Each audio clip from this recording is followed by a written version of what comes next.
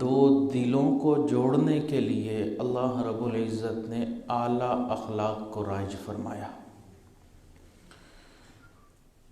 انسان کے اخلاق دوریوں کو قربت میں بدل دیتے ہیں، دشمنی کو دوستی میں بدل دیتے ہیں اور نفرت کو محبت میں بدل دیتے ہیں۔ دنیا میں جتنے بھی مذاہب آئے ہیں، تمام مذاہب اس بات پر متفق ہیں کہ انسان کو اچھے اخلاق اپنانے چاہیے۔ کوئی بھی آپ کو مذہب ایسا نہیں ملے گا جو انسان کو بدخلقی کی تعلیم دینے والا ہو۔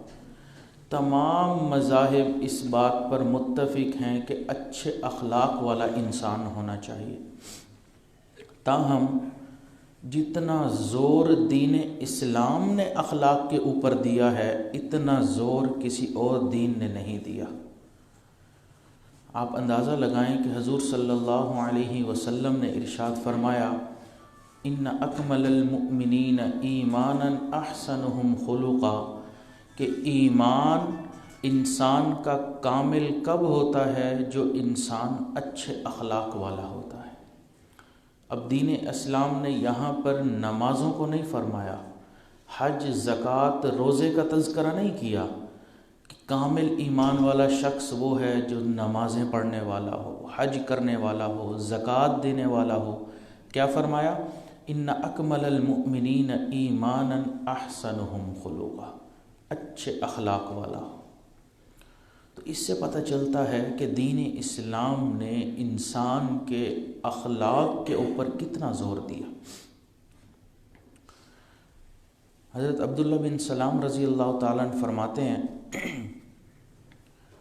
کہ حضور صلی اللہ علیہ وسلم مکہ مکرمہ سے ہجرت فرما کر مدینہ منورہ تشریف لائے۔ اس وقت تک وہ خود مسلمان نہیں ہوئے تھے۔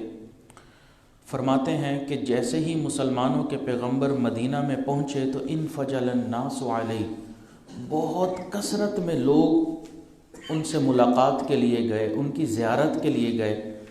فکنت فی من جفل، میں بھی ان لوگوں میں شامل ہو گیا کہ میں دیکھوں تو صحیح کہ مسلمانوں کے پیغمبر کیسے ہیں، کون ہیں، کیا ہیں۔ فرماتے ہیں عرفت ان وجہہ لیس بوجہ کذاب، چہرہ مبارک دیکھتے ہی میں نے پہچان لیا کہ یہ کسی جھوٹے انسان کا چہرہ نہیں ہو سکتا۔ فرماتے ہیں کہ اس کے بعد نبی علیہ الصلوۃ والسلام نے 4 باتیں ارشاد فرمائیں۔ اب آپ غور کریں کہ جب انسان ایک علاقے سے دوسرے علاقے میں جاتا ہے، ایک شہر سے دوسرے شہر میں جاتا ہے، تو اس شہر والوں سے جو وہ گفتگو کرے گا، پہلی گفتگو وہ اہمیت کی حامل ہوتی ہے۔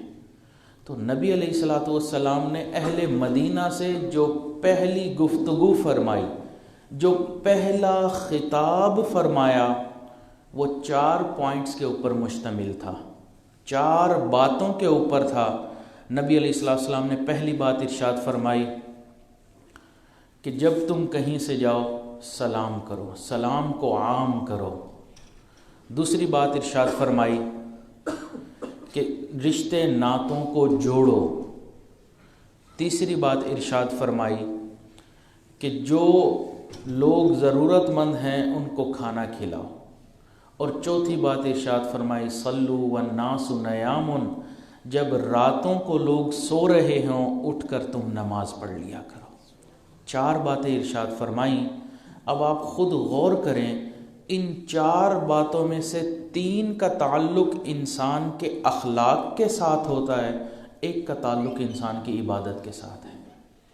تو دین اسلام نے اتنا زور دیا کہ انسان اچھے اخلاق والا ہو۔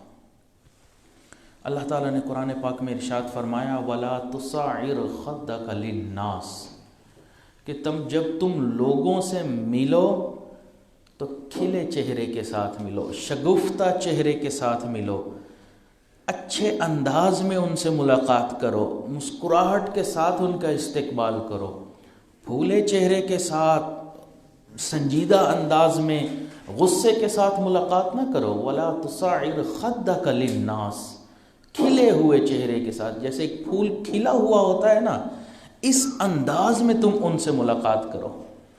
اب یہاں پہ للناس کا لفظ بتا رہا ہے کوئی انسان ایمان والا ہے یا ایمان والا نہیں ہے، تم ہر انسان سے اچھے انداز میں ملاقات کرو، کیونکہ جب انسان کسی سے ملاقات کرتا ہے تو اس کا چہرہ جو ہوتا ہے وہ فرسٹ امپریشن ہوتا ہے جو دوسرے کے اوپر پڑتا ہے، اور first impression is the last impression, کہ پہلا جو انسان جب کسی سے ملاقات کرے اگر دوسرا سنجیدہ انداز میں ملاقات کرتا ہے تو وہ دل میں بات رہ جاتی ہے کہ اچھے انداز میں نہیں ملا تھا۔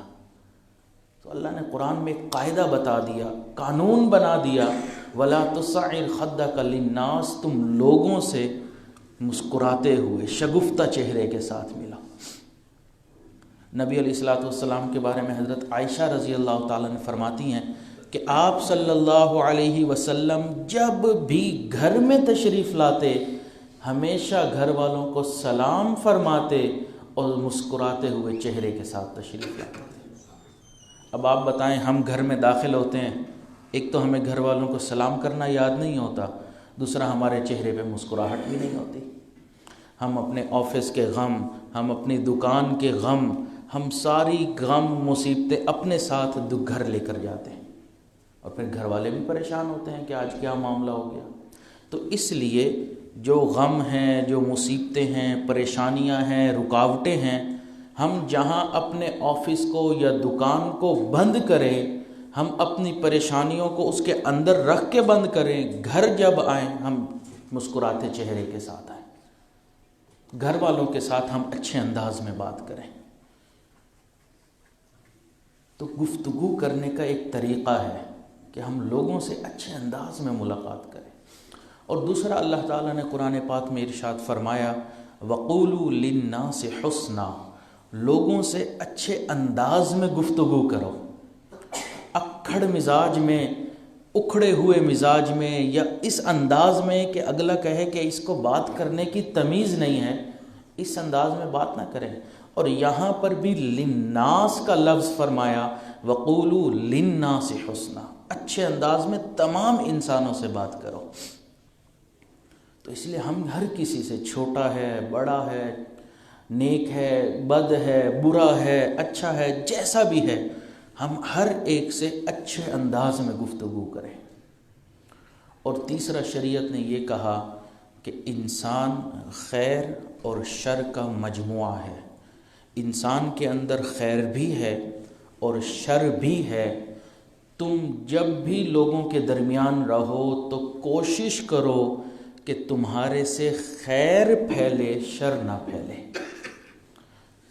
فرشتے سراپائے خیر ہیں، وہ ایسا کوئی کام نہیں کرتے جو اللہ کی نافرمانی میں ہو، ان سے شر نہیں پھیلتا۔ جنات سراپائے شر ہیں، انسان خیر اور شر کا مجموعہ ہے۔ شریعت نے فرمایا جس نے اپنے شر کو مغلوب کر لیا، خیر کو غالب کر لیا، وہ اچھا انسان ہے، اور جس انسان نے اپنے خیر کو مغلوب کر کے شر کو غالب کر لیا وہ برا انسان ہے۔ تو ہم کوشش یہ کریں کہ ہمارے سے خیر کے کام زیادہ ہوں، لوگوں کی بھلائی کے کام زیادہ ہوں، ایسا نہ ہو کہ ہم شر پھیلانے میں آگے آگے رہیں۔ تو اس لیے ہم خیر خواہی کریں۔ الدین النصیحہ، دین سراسر خیر خواہی ہے کہ ہم دوسروں کی خیر خواہی کے کاموں میں آگے بڑھیں۔ نبی علیہ السلام نے مسلمان کی ڈیفینیشن بتائی، مسلمان کی تعریف بتائی۔ فزکس میں، کیمسٹری میں، بایولوجی میں ہم پڑھتے ہیں کہ فلاں چیز کی ایک ڈیفینیشن ہوتی ہے، ہر چیز کی۔ اسی طرح مسلمان کی ڈیفینیشن کیا ہے؟ نبی علیہ السلام نے فرمایا المسلم من سلم المسلمون من لسانہ و یدہ، مسلمان وہ ہے جس کی زبان اور ہاتھ سے باقی مسلمان سلامتی میں ہوں گے۔ یہ مسلمان کی ڈیفینیشن ہے کہ مسلمان وہ ہے۔ اب نبی علیہ السلام نے لسان، زبان کا تذکرہ پہلے فرمایا، ہاتھ کا تذکرہ بعد میں فرمایا۔ اس کی کئی حکمتیں ہیں، کئی وجوہات ہیں، کیونکہ نبی علیہ السلام کا جو کلام تھا وہ سمندر کو کوزے میں بند کر لیا کرتا تھا۔ تو آپ صلی اللہ علیہ وسلم نے یہ جو زبان کا تذکرہ پہلے کیا، ہاتھ کا تذکرہ بعد میں، اس میں کئی حکمتیں۔ اس میں سے ایک یہ ہے کہ آپ ہاتھ سے تکلیف اس کو پہنچا سکتے ہیں جو آپ کے سامنے موجود ہو۔ اگر کوئی آپ کے سامنے موجود نہیں ہے، آپ اس کو تکلیف ہاتھ سے نہیں پہنچا سکتے۔ زبان سے آپ اس کو بھی تکلیف پہنچا سکتے ہیں جو غائب ہو۔ آپ اس کی برائی شروع کر دیں، آپ اس کے بارے میں غیبت کرنا شروع کر دیں۔ جب اس کو یہ بات پہنچے گی تو اس کا دل دکھے گا، اس کو تکلیف پہنچے گی۔ اسی طرح ہاتھ سے انسان تکلیف اس کو پہنچا سکتا ہے جو آپ سے کمزور ہو۔ طاقتور کو انسان تکلیف نہیں پہنچائے گا، کیوں؟ اگر آپ ایک ماریں گے وہ آگے سے دو مار دے گا۔ تو ہاتھ سے تکلیف پہنچائی جاتی ہے ان لوگوں کو جو کمزور ہوں۔ زبان سے انسان تکلیف پہنچا سکتا ہے اپنے سے طاقتور لوگوں کو بھی، اپنے سے بڑے لوگوں کو بھی۔ اور ہاتھ سے تکلیف انسان پہنچاتا ہے ان لوگوں کو جو انسان زندہ ہوں، جبکہ انسان زبان سے برائیاں بیان کر کے جو لوگ فوت ہو چکے ہیں ان کی روحوں کو بھی تکلیف پہنچا دیتا ہے۔ تو اس لیے لسان کا تذکرہ پہلے کیا اور ید کا تذکرہ بعد میں فرمایا کہ تم اپنی زبان کو قابو میں رکھو۔ ایسا نہ ہو کہ تم اپنی زبان کو ایسے چلاؤ کہ اگلے کا دل چیر کے رکھ دو۔ آپ غور کریں کہ بیماریوں میں سب سے بری بیماری دل کی بیماری ہوتی ہے۔ بیماریوں میں سب سے بری بیماری دل کی بیماری ہوتی ہے، اور دل کی بیماری میں سب سے بری بیماری دل آزاری ہوا کرتی ہے۔ اور آج لوگوں کو ہم دیکھتے ہیں، اپنے ہی لوگوں کو، ہم خود ان کا دل دکھا رہے ہوتے ہیں۔ خاوند بیوی کا دل دکھاتا ہے، بیوی خاوند کا دل دکھاتی ہے، بچے ماں باپ کا دل دکھاتے ہیں، دوست دوست کا دل دکھاتا ہے، پڑوسی پڑوسی کا دل دکھاتا ہے۔ ایک ہی آفس میں کام کرنے والے، ایک ساتھ بیٹھنے والے، ایک کلیگ دوسرے کلیگ کا دل دکھا رہا ہوتا ہے۔ تو شریعت نے ایسے انسان کو پسند نہیں کیا جو دلوں کو دکھانے والا ہو۔ یہ جو دل ہے نا، یہ بہت قیمتی ہے۔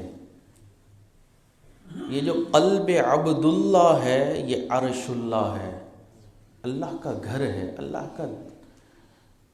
تو اس لیے انسان اس دل کو نہ دکھائے کہ ہم دوسروں کے دلوں کو دکھاتے پھریں، دوسروں کے دل کو توڑ دیں، اور ہمیں کوئی پرواہ بھی نہیں ہوتی اگلے کے دل پر کیا بیت رہی ہے، کیا گزر رہی ہے، ہمیں اس سے کوئی مقصد، کوئی سروکار نہیں ہوتا۔ آخر میں ہمارا کیا جواب ہوتا ہے؟ میں نے تو ویسے ہی بات کر دی، میں نے تو مذاق میں یہ بات کی۔ ایک مذاق اگر آپ کر رہے ہو، اگلے کا دل ٹوٹ رہا ہے، اس کا دل دکھ رہا ہے، ایسے مذاق کا کیا فائدہ؟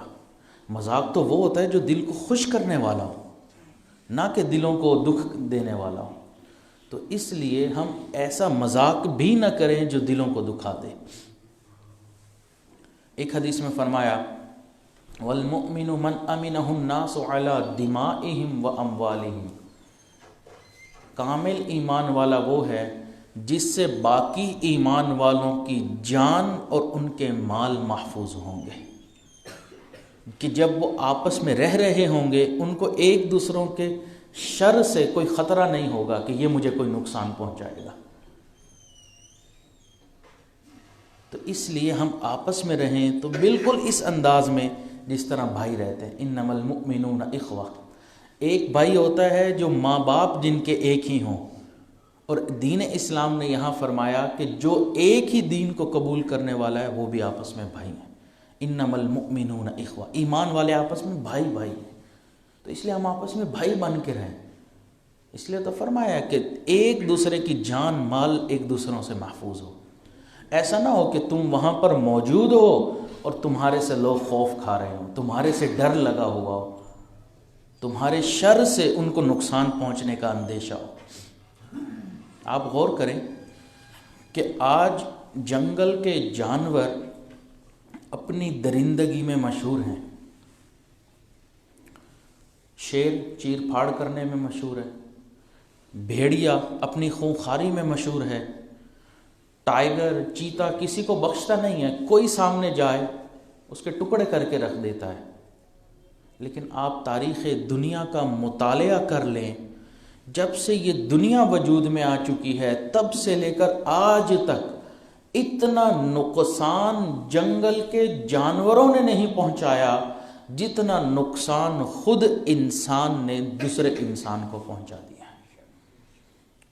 یہ کہہ کے بند کر دیا سانپوں کو سپیروں نے، یہ کہہ کے بند کر دیا سانپوں کو سپیروں نے، انسان کو ڈسنے کے لیے انسان ہی کافی ہے۔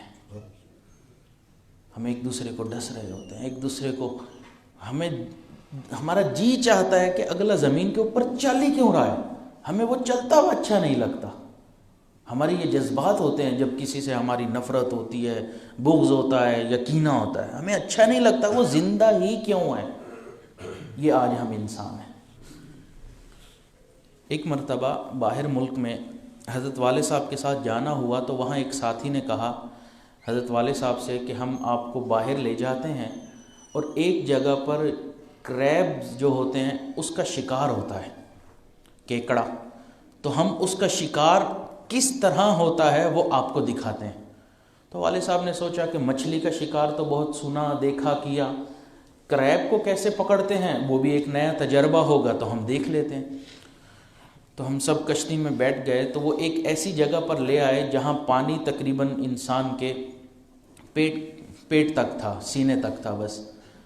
وہاں جا کے انہوں نے جو نوجوان تھے ان کو کہا کہ آپ نے پانی میں اترنا ہے، اور ایک سٹک پکڑا دی جس کے آگے ایک نیزے کی طرح باریک چیز لگی ہوئی تھی، جیسے آگے سے چھری کی طرح باریک کوئی ہو لوہے کی، اور ان کو کہا کہ یہاں زیادہ سارے کریب آپ کو نظر آئیں گے، بس جو کیکڑا نظر آئے اس کے اوپر آپ نے یہ رکھنا ہے اور اس کو دبا دینا ہے۔ کیکڑے کا شکار اس طرح کیا جاتا ہے۔ اب نوجوان جو ہیں وہ نیچے اتر گئے، والد صاحب کشتی کے اندر بیٹھے رہے۔ اب جو شکار کر لیتا تو کشتی میں ایک بالٹی رکھی ہوئی تھی تو وہ جتنے کیکڑے تھے اس کے اندر رکھ دیتے۔ اب والد صاحب آگے فرماتے ہیں کہ آپ لوگ تو شکار کر رہے تھے، میں کشتی میں تھا، تو کشتی میں جو بالٹی تھی اس کے اندر جو کیکڑے ڈالے جا رہے تھے اس بالٹی کے اوپر کوئی ڈھکن نہیں تھا، کوئی کور اپ نہیں کیا ہوا تھا، اس کو کھلا تھا، تو اس میں کیکڑے بھرتے جا رہے تھے حتیٰ کہ تقریباً آدھی بالٹی کے قریب اس کے اندر کیکڑے ہو گئے۔ تو والد صاحب فرماتے ہیں کہ میں نے اپنے کشتی والے بندے ملاح کو کہا کہ خدا کے بندے کشتی میں چھوٹے بچے بھی ہیں، آپ اس بالٹی کے اوپر ڈھکن رکھ دو تاکہ اس میں سے کوئی کیکڑا باہر نہ نکلے۔ تو اس نے آگے سے کہا بابا جی کچھ نہیں ہوتا، آپ فکر نہ کریں۔ اس نے بات کو سنی انسنی کر دی، اس کو دوبارہ کہا، اس نے کہا آپ فکر نہ کریں، کچھ بھی نہیں ہوتا، یہ نقصان نہیں پہنچائیں گے۔ تیسری مرتبہ والد صاحب نے پھر دوبارہ کہا کہ آپ کو میں نے کہا ہے کہ کوئی کیکڑا باہر نکل آیا ہے بالٹی سے تو کشتی میں خواتین اور جو بچے ہیں ان کو نقصان نہ پہنچا دے، تو آپ اس کے اوپر کوئی ڈھکن رکھ دو تاکہ کوئی باہر نہ نکلے۔ تو اس نے کہا کہ انہوں نے کچھ بھی نہیں کرنا، آپ یوں کریں کہ بالٹی کے قریب ہو کر بیٹھ جائیں اور خود اندر دیکھیں اور تماشا آپ کو نظر آئے گا۔ فرماتے ہیں میں بالٹی کے قریب ہو کے بیٹھ گیا، میں نے کیا دیکھا کہ ان کیکڑوں میں سے تھوڑی دیر کے بعد ایک کیکڑے نے بالٹی کی دیوار پر چڑھ کر باہر نکلنے کی کوشش کی۔ جیسے ہی وہ تھوڑا سا اوپر گیا نا، نیچے سے دو کیکڑوں نے مل کر اس کی ٹانگ پکڑی اور نیچے کھینچ لیا۔ تھوڑی دیر کے بعد دوسرے نے کوشش کی، باقی دو نے پکڑ کے نیچے کھینچ لیا۔ فرماتے ہیں 20-25 منٹ میں وہاں بیٹھ کر دیکھتا رہا، جو کیکڑا نکلنے کی کوشش کرتا دوسرے مل کے اس کی ٹانگ نیچے کھینچ لیتے۔ کیکڑوں کی یہ حالت دیکھ کر مجھے اپنا معاشرہ یاد آیا کہ ایک انسان ترقی کرنا چاہتا ہے، اسی معاشرے میں اسی کے ساتھی، اسی کے دوست اس کی ٹانگیں پکڑ کر نیچے کھینچنے میں لگے ہوئے ہوتے ہیں۔ تو ہمارے میں اور کیکڑے میں کیا فرق رہا؟ ہمیں کسی کی ترقی نہیں اچھی لگتی، کسی کا آگے جانا نہیں اچھا لگتا، کسی کی پروموشن ہو جائے ہمیں وہ اچھا نہیں لگتا، کسی کی پے بڑھ جائے ہمیں وہ اچھا نہیں لگتا۔ تو کوئی فرق تو نہ ہوا، جبکہ مسلمان تو وہ ہے جو دوسروں کی اچھائی چاہنے والا ہو۔ تو اس لیے ہمیں چاہیے کہ ہم آج اس دنیا میں اپنے آپ کو ایسے بنا لیں کہ لوگ ہم سے خوش ہو جائیں، خدا بھی ہم سے خوش ہو جائے۔ آج جب کوئی انسان فوت ہوتا ہے تو سب جانتے ہیں کہ ایک اعلان کیا جاتا ہے کہ میت نے کسی کا دل دکھایا ہو تو وہ اس کو معاف کر دے، اعلان کیا جاتا ہے، اچھی بات ہے، لیکن آپ بتائیں جن لوگوں کا اس نے دل دکھایا ہے کیا وہ اس کے جنازے میں آئے ہوں گے؟ جب وہ آئے ہی نہیں ہوں گے تو معافی کس بات کی؟ مزہ تو تب ہے جب انسان زندگی میں ہی خود معاف کروا لے اپنے آپ کو۔ دیکھیں، اگر کسی انسان سے کوئی غلطی ہو گئی، دوسرے کو یہ کہہ دینا کہ بھئی آپ کے میرے اوپر حقوق تھے، آپ مجھے معاف کر دیں، ادائیگی میں کوتاہی ہو گئی، شریعت کہتی ہے اس بات کو سن کے اگلا مسکرا بھی پڑا تو بھی معافی ہو گئی۔ اب اتنی بات کہنے میں کیا حرج ہے؟ خاوند بیوی کو کہہ سکتا ہے، بیوی خاوند کو کہہ سکتی ہے، بچے ماں باپ کو کہہ سکتے ہیں، ایک ساتھی دوسرے ساتھی کو کہہ سکتا ہے۔ ہمارے ایک بزرگ تھے، ان کی بہت اچھی یہ عادت تھی، حضرت والد صاحب فرماتے ہیں کہ میرے دوست تھے کہ وہ جس سے ملاقات کرتے نا، ملاقات کے بعد فرماتے کہ آپ کے میرے اوپر بہت حقوق تھے، میں پورے ادا نہ کر سکا، بس آپ اللہ کے لیے مجھے معاف کر دینا۔ تو ظاہری بات ہے کوئی بھی یہ سنے گا تو وہ مسکرا پڑے گا، تو اگلا مسکرا پڑتا۔ فرماتے ہیں ان کی زندگی کی یہ عادت تھی، جب ان کا آخری وقت آیا تو اللہ تعالیٰ نے ان کو کیسی موت عطا فرمائی۔ حج کے سفر میں تھے، حج کر لیا تھا، مدینہ طیبہ میں تھے، رمضان المبارک کا مہینہ تھا، روزے کی حالت میں تھے، عصر کی نماز کا وقت تھا، جماعت کی عصر کی جماعت میں کھڑے ہوئے تھے، ریاض الجنہ کے اندر تھے، مسجد نبوی تھی، سجدے کے اندر گئے اور وہیں پر ان کی روح قبض ہو گئی اور جنت البقیع میں دفن ہو گئے۔ ایک چھوٹی سی عادت انہوں نے اپنی زندگی میں اپنا لی، اللہ نے ان کو کتنے انعامات، کتنی سعادتیں ایک وقت میں عطا فرما دی۔ تو آج ہم اپنے معاملات کو اسی دنیا میں درست کر لیں، آگے بہت مشکل کام ہے کہ آگے ہم جواب دے دیں گے۔ اللہ تعالیٰ قرآن پاک میں ارشاد فرماتے ہیں وہ دن ایسا ہوگا عن صدقہم، جب سچوں سے ان کی سچائی کے بارے میں پوچھا جائے گا، جب سچوں سے ان کی سچائی کے بارے میں پوچھا جائے گا تو ہم جیسے جھوٹے وہاں پہ کھڑے ہو کے کیا جواب دیں گے؟ جب انبیاء بھی تھراتے ہوں گے اور ہم کہیں کہ نہیں ہم وہاں جواب دے دیں گے، یہ ناممکن بات ہے۔ ہم اللہ کے سامنے جواب دے ہی نہیں سکتے، ہماری اوقات ہی نہیں ہے۔ تو اس لیے جو معاملہ ہے ہم اسی دنیا میں نپٹا لیں۔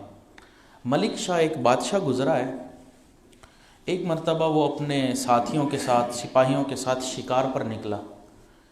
شکار پر جب وہ نکلا تو ایک جگہ پر اس کے سپاہیوں نے ایک گائے کو دیکھا، پتہ کیا تو پتہ چلا کہ یہاں جنگل میں ایک بوڑھی عورت رہتی ہے، یہ گائے اس کی ہے۔ ان سپاہیوں نے اس گائے کو پکڑا اور ذبح کیا اور اس کا گوشت کٹ کر کے کھا لیا، کھانا بنایا، سب سپاہیوں نے کھایا۔ تو بوڑھی عورت نے کہا کہ دیکھو میرا گزر بسر اسی گائے کے دودھ پر تھا، اب آپ لوگوں نے گائے تو ذبح کر لی تو اس کی قیمت مجھے ادا کر دو۔ انہوں نے کہا ہم نے قیمت ادا نہیں کرنی۔ اس نے کہا چلو قیمت ادا نہیں کرتے، اس گائے کے بدلے ایک اور گائے دے دو۔ انہوں نے کہا ہم نے وہ بھی نہیں دینی۔ اب وہ بوڑھی بڑی پریشان کہ اب جنگل میں کیا کروں؟ تو کسی نے اس کو مشورہ دیا کہ ملک شاہ جو بادشاہ ہے نا وہ اچھے طبیعت کا ہے، اچھے دل کا ہے، اس نے فلاں دن جنگل سے واپس اپنے گھر جانا ہے تو یہ پل ایک درمیان میں آئے گا جو دریا کے اوپر ہے، اس پل سے اس نے لازمی گزرنا ہے، تو آپ وہاں چلی جاؤ اور ملک شاہ کو یہ بات بتاؤ، وہ تمہیں دے دے گا۔ تو وہ بوڑھی عورت وہاں پل پہ جا کے بیٹھ گئی۔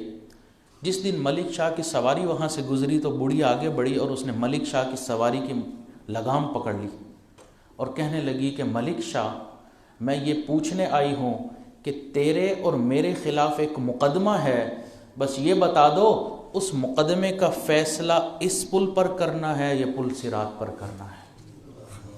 ملک شاہ نیک بادشاہ تھا، سواری سے نیچے اتر گیا، ایک گائے کے بدلے 7 گائے کی قیمت ادا کی اور کہنے لگا اماں اس پل پہ معاف کر دینا، پل صراط پہ جواب دینے کے قابل نہیں ہوں۔